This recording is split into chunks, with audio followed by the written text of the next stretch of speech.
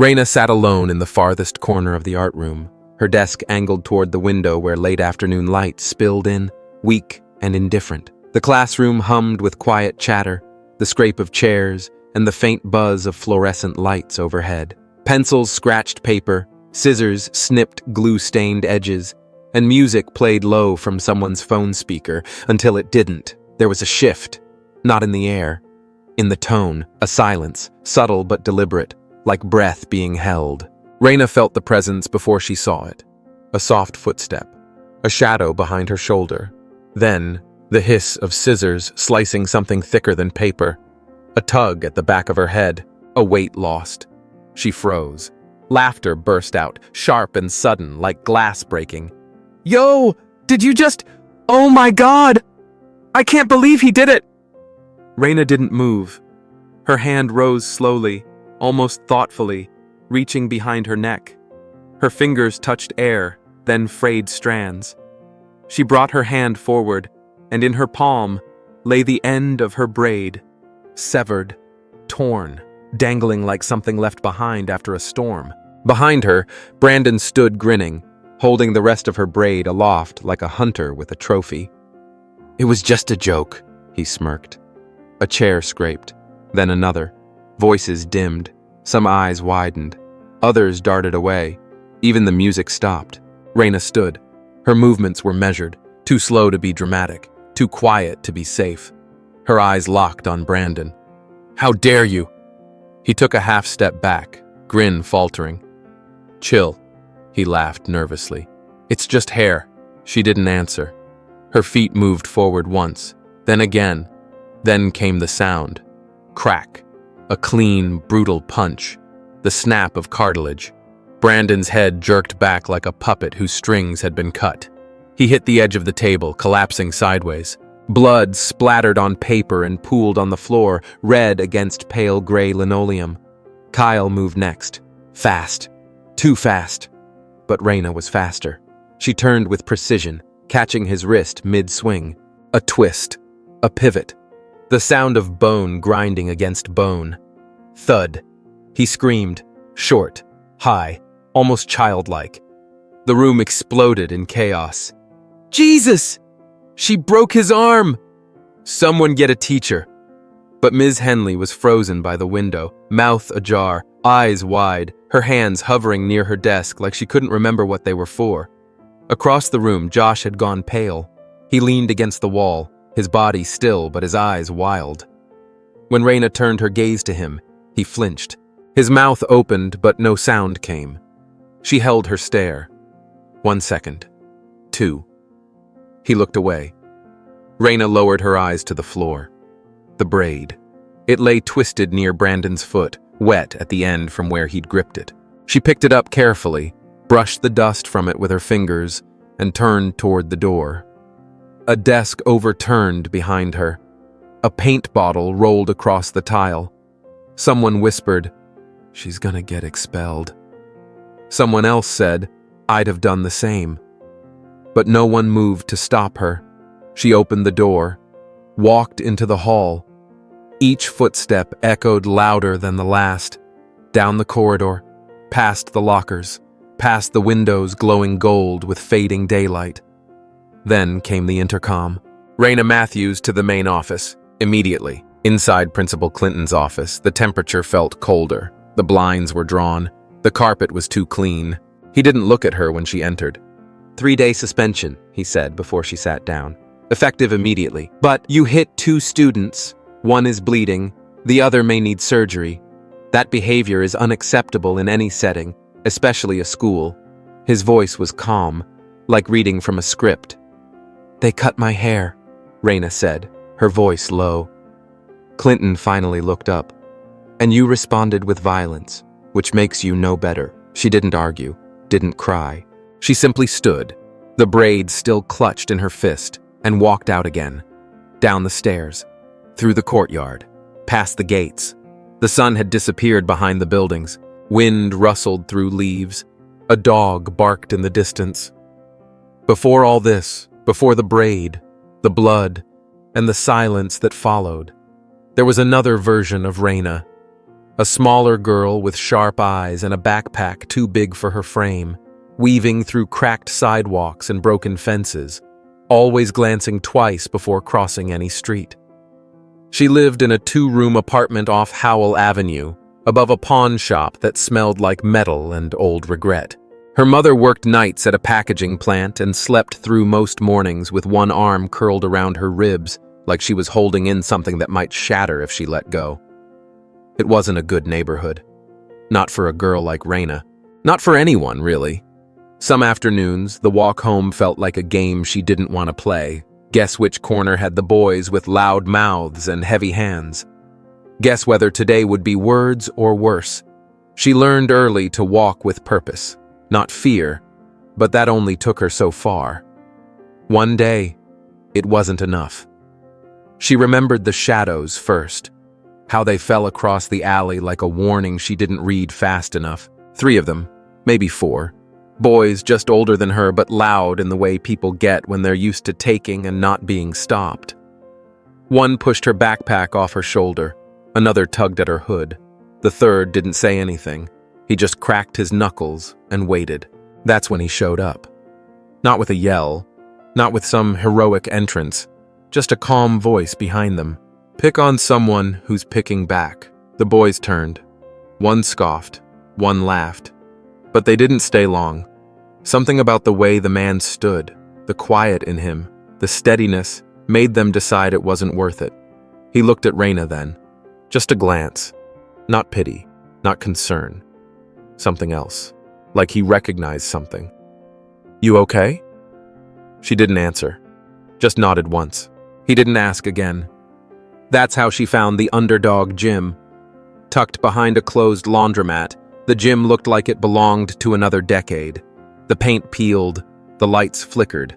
The ring in the center sagged in one corner like it had too many stories to tell and not enough time. But the moment Raina stepped in, she felt something settle in her chest. Something like quiet, something like home.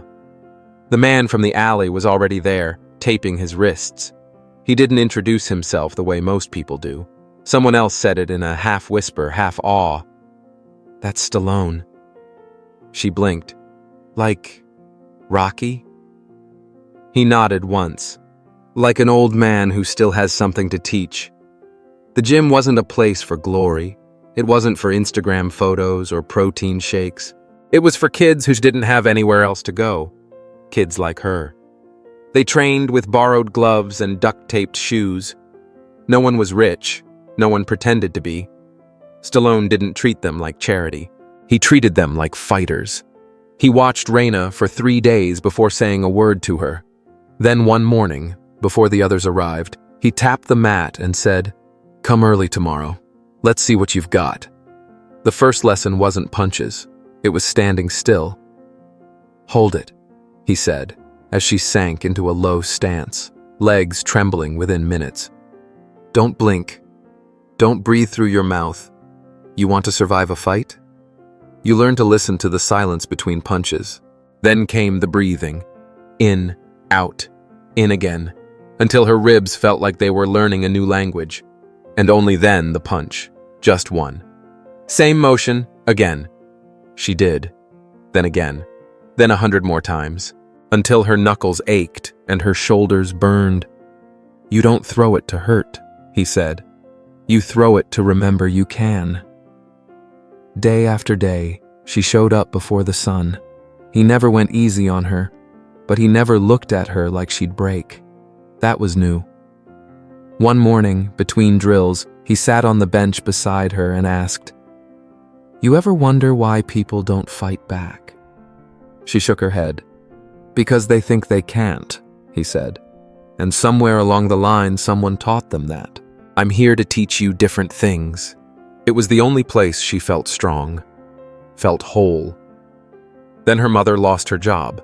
A cousin in Meadow Ridge City offered them a place to stay. The move was sudden. No goodbyes, no time to explain. She came to the gym one last time, early, before it opened. Stallone was already there, as if he knew. He didn't say much, just handed her a worn-out pair of hand wraps, frayed at the edges, soft from use. "Wrap tight," he told her. If you can still feel your hands, that means you're still in the fight. She didn't cry, but her fingers curled around the wraps like they were something holy, and she never forgot the weight of them, or the man who gave them to her. The sky above Meadow Ridge High was a sharp, impersonal blue the morning Raina stepped through its front gates. Everything about the building felt curated, from the manicured hedges lining the entrance to the glassy shine of the windows that reflected nothing back. Banners fluttered above the doors, words like diversity, belonging, excellence, but they felt like decoration, not promise. Inside, the hallways gleamed too much. Lockers in soft-toned colors lined the walls, and every sign, every poster, seemed designed to say the right thing. But behind the polished surfaces, Raina could feel it. The weight of eyes that didn't blink. The pause in voices when she passed. The air that shifted just slightly colder when she walked into a room. She wasn't welcome. Not really. Not here. She knew her mother had fought hard for this place, had taken a job cleaning the home of a family with enough influence to buy generosity. They'd offered to sponsor Raina's tuition, to give her a better future, they'd said. Her mother hadn't hesitated. She'd packed away her pride the way women like her had always done when survival was at stake. "You're my whole world," her mother whispered that night, smoothing Raina's hair. "And this is what the world demands." Raina hadn't cried. She had nodded, because she understood. But understanding didn't soften the way the school walls felt too close. Josh was the first to find her. Or maybe he hadn't needed to look. Maybe people like him always saw people like her before they were seen. He leaned back against a locker one morning, his voice casual, his smile tight. "Where are you from?" She didn't answer. "Compton?" he asked, grinning at Kyle beside him. "Or is that too obvious?" Kyle snorted. "Straight out of somewhere, that's for sure." They laughed like it was clever, like she was a line in a joke they'd told 100 times. She walked past them without a word, shoulders square, eyes ahead. Raina remembered what Stallone once told her, years ago, his voice gravel low and certain. "They want your reaction. That's how they win. Don't give them the show. Let them wonder what's coming." So she stayed quiet. Let the silence do the talking. Let her posture say what her words could not. But it wasn't just the boys. It was the teachers, too, their politeness stretched thin and smooth like plastic wrap. Ms. Dreyer in English class with her too bright smile and too hurried tone. Mr. Calloway in history, who never quite looked Raina in the eye when calling roll. No one said anything wrong. No one said anything right either. And that was the point. Raina felt it in every second period when her hand stayed in her lap, even though she knew the answer. She felt it in the way whispers started when she walked into the cafeteria, in the way her tray always seemed to shake slightly as she carried it, an earthquake no one else could feel. Every, "Where'd you get those shoes?" felt like a hook wrapped in honey. Every, "Wow, your hair's so thick," scraped beneath her skin. No one asked her name. No one needed to. They'd already decided who she was. Other.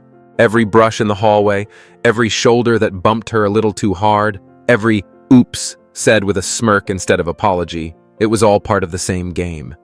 The difference between teasing and tearing was a line drawn in fog, and they made sure she walked it every day. Still, Raina didn't break. She breathed. Inhale. Exhale. She counted her steps. She remembered her mother's face, weary but proud. She remembered why she was here. But even warriors grow tired when every smile is a knife. By the third week, Raina had stopped eating lunch in the cafeteria. She found a quiet bench by the greenhouse where no one came. The ivy there had begun to creep over the brick wall, green against gray, stubborn in the way only living things can be. She liked that.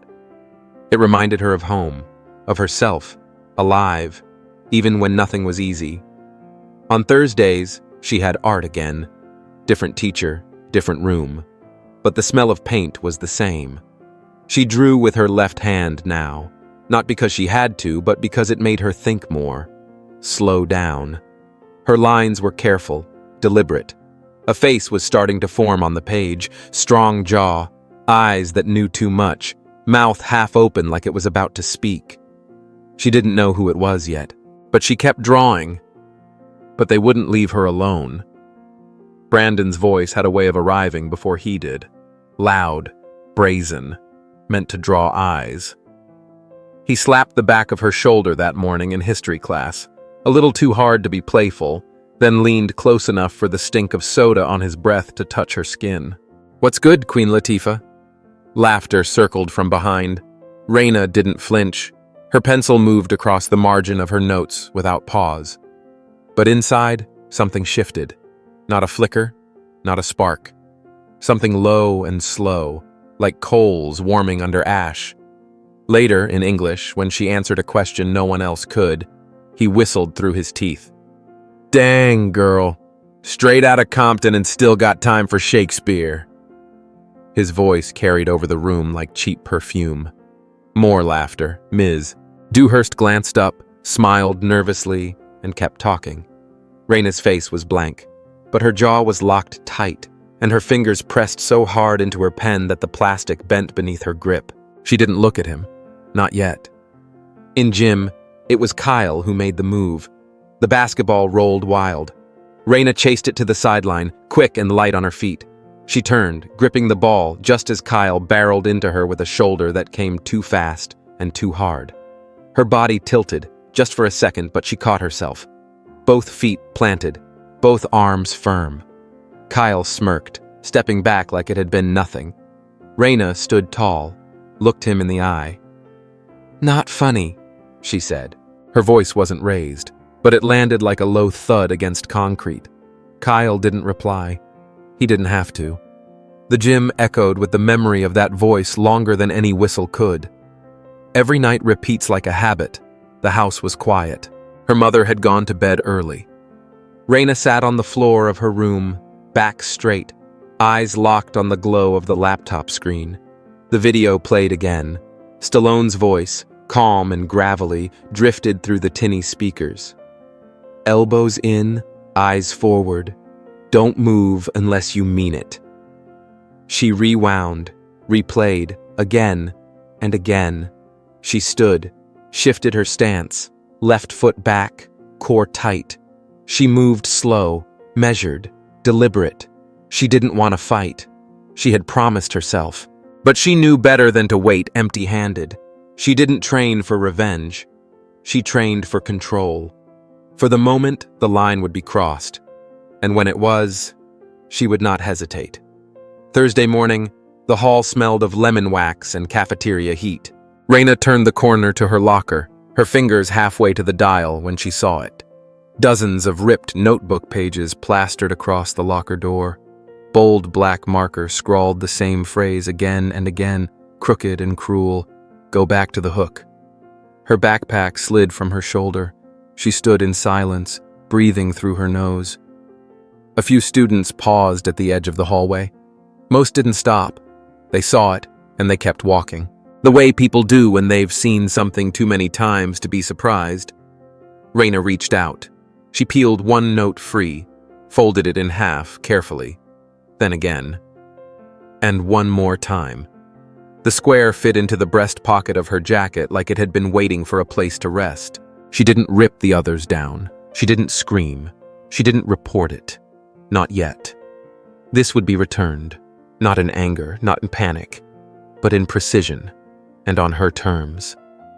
She walked the halls that day with her eyes forward and her pace steady. Brandon passed her once, tossed a crumpled napkin over his shoulder without looking back. Kyle leaned against a doorway and muttered something low enough to pretend it wasn't for her. She heard every word. She kept walking. By the time she stepped off the school bus that afternoon, her throat was raw, not from words unspoken, but from the pressure of holding herself still all day long. The wind had shifted.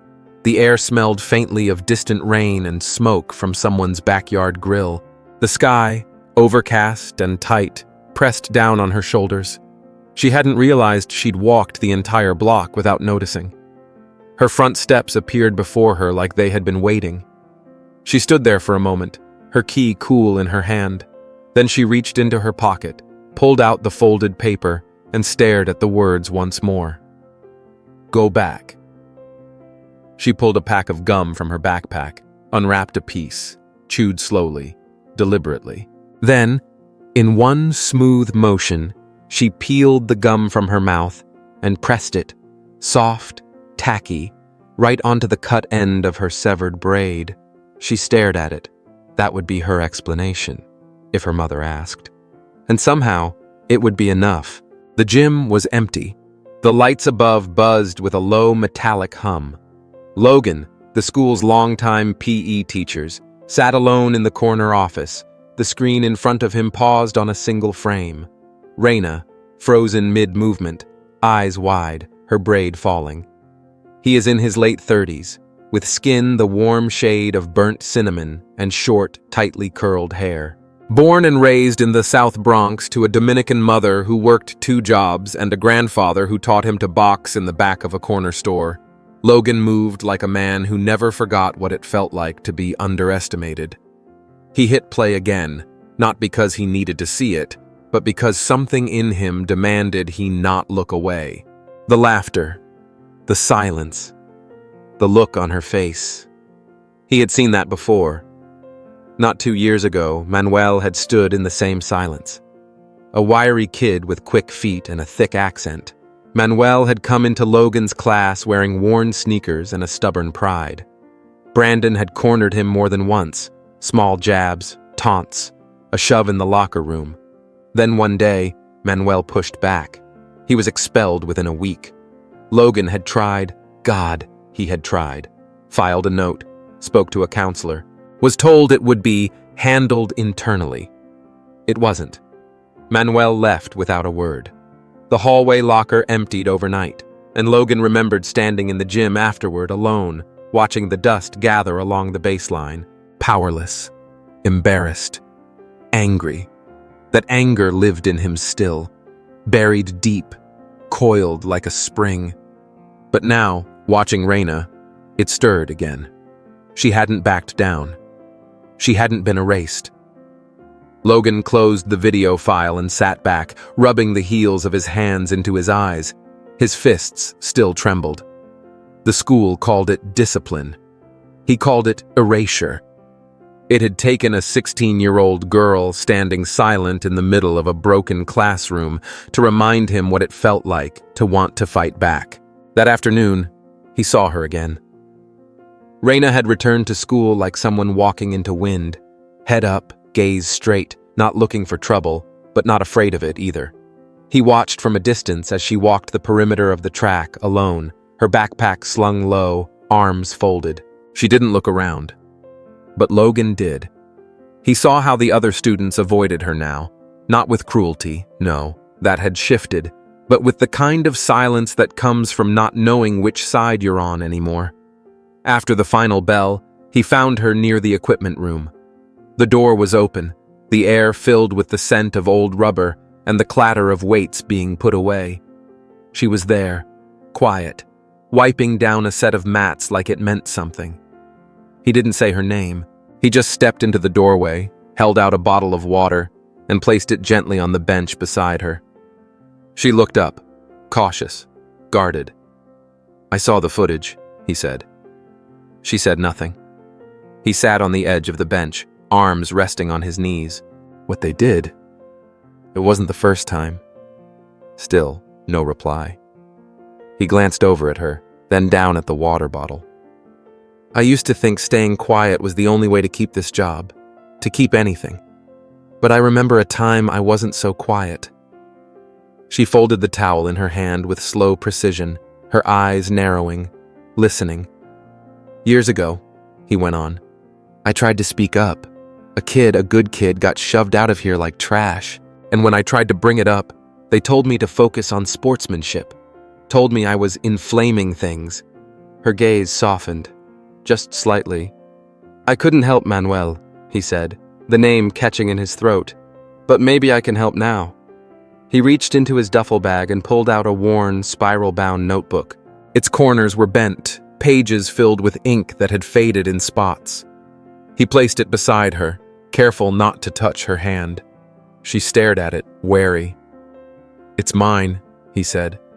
"5 years of notes. Things I saw. Things they told me to forget. It's not everything, but it's something. If you're keeping track, maybe this helps." Raina blinked slowly. For a moment, she didn't move. Then cautiously, she reached out and slid the notebook closer. Her fingers brushed the cover. She didn't open it. Not yet. But she didn't push it away, either. "I can't fix what happened," Logan said quietly. "But I'm done watching. Done waiting for someone else to do what's right." He stood, pulling the zipper of his jacket up halfway, pausing in the doorway. "You're not alone in this." That night, she lay awake in bed, staring at the ceiling fan above her, its blades turning like clock hands too slow to matter. She thought of Stallone.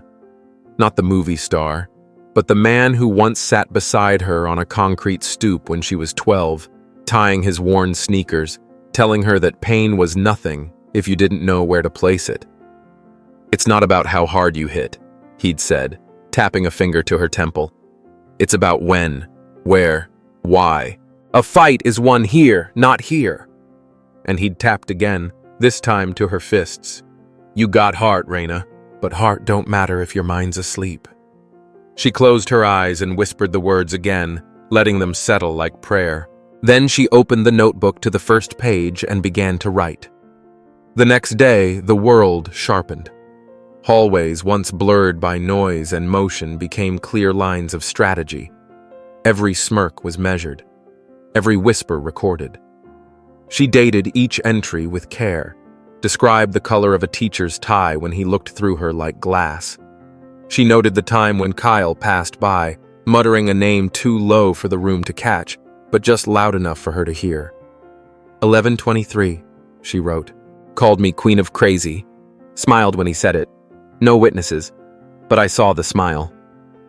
Logan stayed in the background, a shadow behind faculty doors, always watching. He passed her a flash drive one afternoon, pressed between pages of a biology textbook.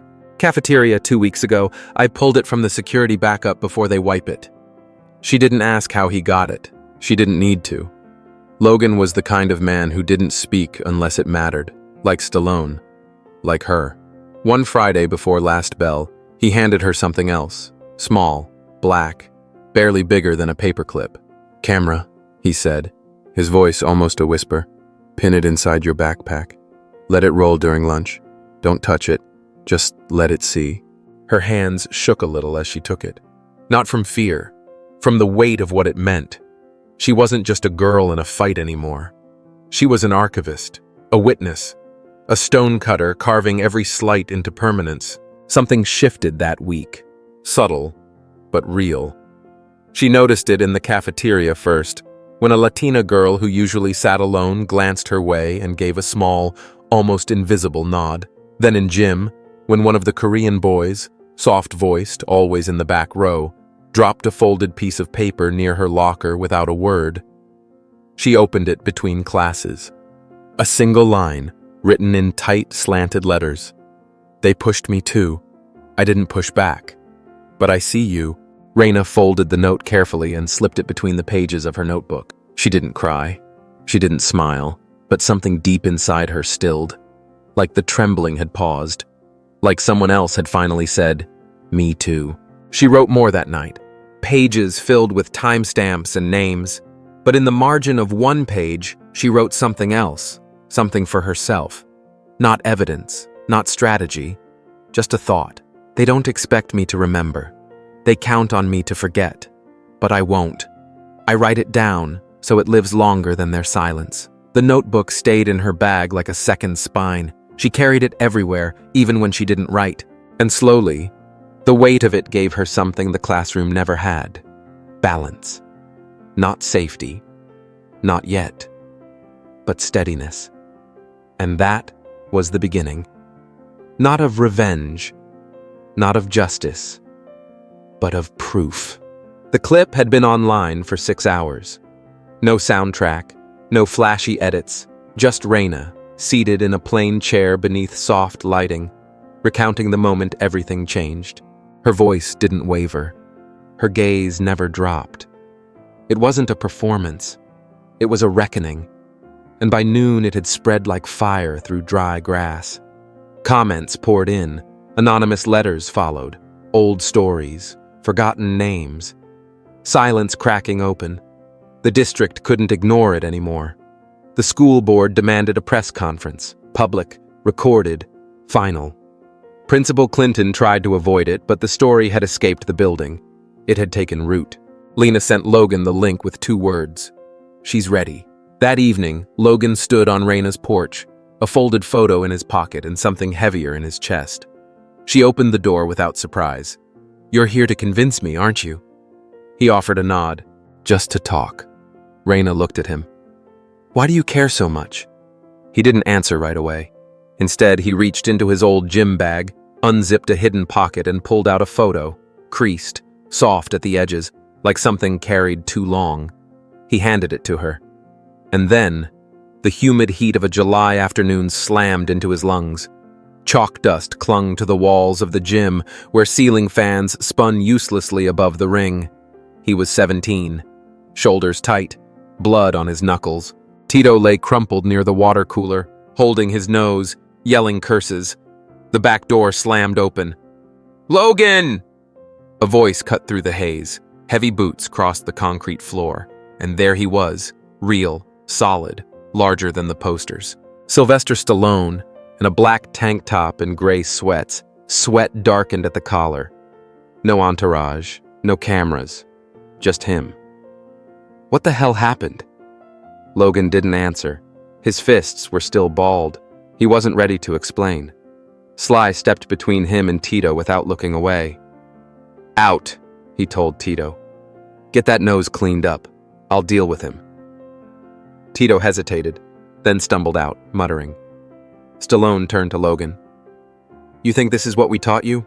That ring doesn't exist out here. This," he jabbed a finger toward Logan's chest, "this is real. And right now, you're about to throw it all away." Logan's voice broke out of him, raw and hoarse. "He said something about my mom." Sly nodded slowly, breathing through his nose. "People are gonna say worse. You can't swing at every mouth that runs." "He said she left because she couldn't stand me." For a moment, everything went still. Then Stallone exhaled, deep and quiet, like the weight of 100 stories settled into his ribs. He walked over, grabbed a towel from the bench and tossed it to Logan. "Sit." They dropped onto the edge of the ring, sweat pooling in the backs of their knees. Logan pressed the towel to his face. Sly spoke low. "When I was a kid, I used to get hit just for being small. Teachers said I talked funny. I punched back, got suspended, again and again. One day someone said, 'You're not angry. You're just looking for a place to put the hurt.'" He turned his head to Logan. "That place for me was film, but for you, it's your fists." Logan stared down at his hands. "Then what do I do with them?" "You fight where there are rules. You fight where you choose the terms. And when you speak so they can't ignore you. Not just to win, to outlast them." The sounds of the gym returned, leather smacking against bags, whistles, a timer bell ringing far off. Sly patted Logan's shoulder, firm. "You're not broken," he said. "You're dangerous. Yeah, but you haven't even started to use it right." And then the moment faded. The sound of a clock ticking pulled Logan back into the present. Raina sat across from him now, the photo resting in her palm. "That really happened?" He nodded once. "And he called you?" "Last week," Logan said. "He saw your clip, said you reminded him of me, but stronger." She looked at the photograph again, eyes scanning the joy in those 2 boys who didn't know the weight of the world yet. "So that's why you're here." "I was a kid ready to explode. He gave me a ring and a reason.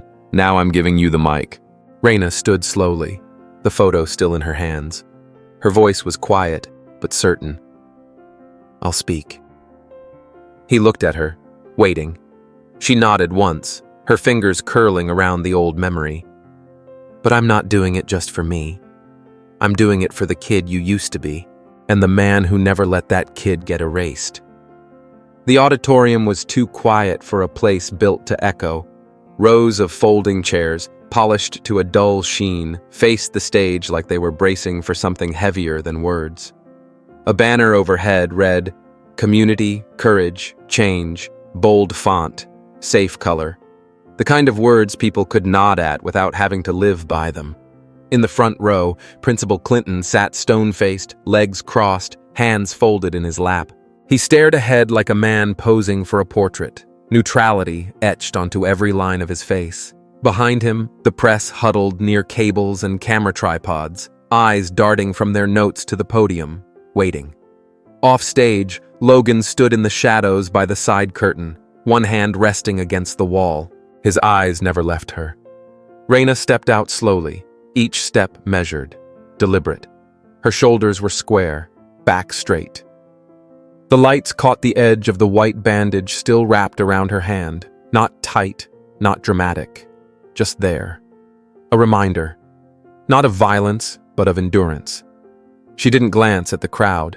She didn't scan for faces. She didn't need to. She was here because silence had taken too much already. She reached the microphone and paused. The hush in the room wasn't awkward. It was respectful, uncertain, like no one wanted to breathe first. She didn't fidget. She didn't clear her throat. When she spoke, her voice was low, even, clear. "I'm not here to repeat what's already been seen," she began.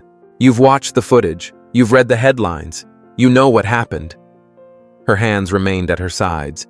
She didn't hold notes. She didn't need to look down. "What you haven't seen," she continued, "is the part where I sat through weeks of lunches alone, where I heard my name whispered like a warning, where I waited for someone to speak up, and no one did." There was a stir in the second row. One of the teachers shifted in their seat. At the back of the room, a man sat with his head slightly bowed, his cap pulled low. The cameras never panned to him. No one called his name. He didn't shift, didn't frown, didn't blink too often, but his hands were clasped loosely in his lap, and his eyes followed Raina like someone recognizing a story they'd lived once, long ago. Sylvester Stallone didn't speak. He watched. "For a long time, I thought being quiet was the safest thing I could do," Raina said. "If I didn't cause waves, maybe they wouldn't come for me. But they came anyway." A pause. Not for drama, for breath. I remember the sound of the scissors, the way the room went silent right before it laughed. I remember Brandon holding my hair like a joke, and I remember thinking, this is where I disappear. This is where they erase me. She looked up finally, meeting the crowd, not challenging, just present. "But someone did ask me a question," she said. "Just one. It wasn't loud, it didn't come from a podium, it came from the gym, from a teacher who saw me standing in the shadow of that silence and asked, 'Are you all right?'" She didn't look at Logan, but he knew. "I'm still not sure how to answer that," Raina said softly. "But I know now that silence isn't always survival. Sometimes it's surrender. And truth doesn't stay buried forever." The words landed with weight, but not heaviness. They weren't aimed, they were released. "In the beginning," she continued, "I thought I was the only one. But I've read your letters. I've seen your messages. I know now I was never alone. I was just the first to stop pretending." There was a stillness in the room that felt earned, like everyone had put down what they were carrying just for a moment to make space for hers. "I'm not angry," she said. "I'm awake, and that is enough." Her voice didn't rise. It didn't have to. As Raina stepped away from the podium, applause rose, not thunderous, but grounded. Respectful. Measured. The kind that knows it's bearing witness to something permanent. She walked down the narrow hall behind the stage, breath held tight in her chest. And there, Sylvester Stallone was, leaning quietly against the wall, cap still low, jacket zipped halfway up like he hadn't planned to stay long. When Raina saw him, she stopped mid-step. "Wait, you're—" Her voice cracked on surprise. He opened his arms just slightly, and without thinking, she moved into the space and hugged him. Not politely, gratefully. He didn't say good job. He didn't offer praise. He placed one hand gently on her shoulder, the other tapping her elbow like a trainer checking form. "You stood tall," he said. "That's the only punch you needed today." Raina pulled back, eyes wide, blinking hard. Logan came into view behind her, stepping into the hallway like he'd always known Stallone would be there. The sun had barely climbed when the call came in from the district office. A single line, spoken with the calm of someone reading a verdict already printed. Effective immediately, Principal Clinton is to vacate his position. Words spread before the morning bell. Teachers whispered behind closed doors. Students scrolled through breaking news on their phones.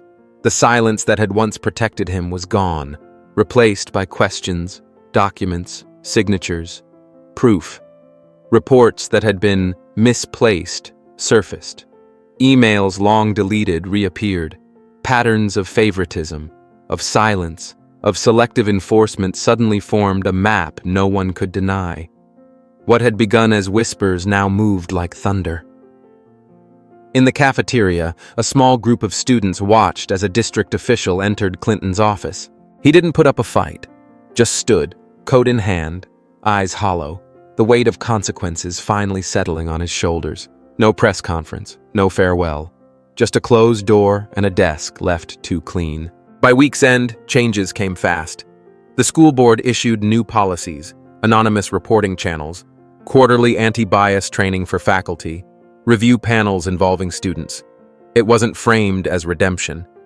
It was a reaction. And reactions don't ask for applause. They survive because they must. Logan sat in a folding chair at the edge of the staff meeting room, a plain envelope resting on his knee. He'd been asked to join the advisory group for the new code of conduct. He didn't hesitate, but he made one condition clear. "She comes too," he said, gesturing across the room to Raina, who stood by the window, quiet. A few board members exchanged glances. "She's not faculty." "She's the reason you're rewriting the rules," Logan replied. No one argued. So Raina joined, not as a guest, not as a symbol, as a voice. She spoke only when she had something to say, and when she did, no one interrupted. She carried herself the same way she walked the halls now, shoulders square, eyes steady. Not defiant, just certain. Her classmates noticed. The ones who used to laugh when she passed fell quiet. The ones who used to whisper now held doors open, unsure whether it was fear or respect guiding their hands. She didn't smile often. She didn't need to. Her presence was a boundary. Her silence was authority. An invitation came a week later. A formal letter, signed by the acting principal, asking if she would consider joining the student representative board. It didn't mention bravery. It didn't mention trauma. It simply said, "Your insight is needed. We hope you accept." She read it twice, then folded it, tucked it into her backpack, and walked to class like nothing had happened.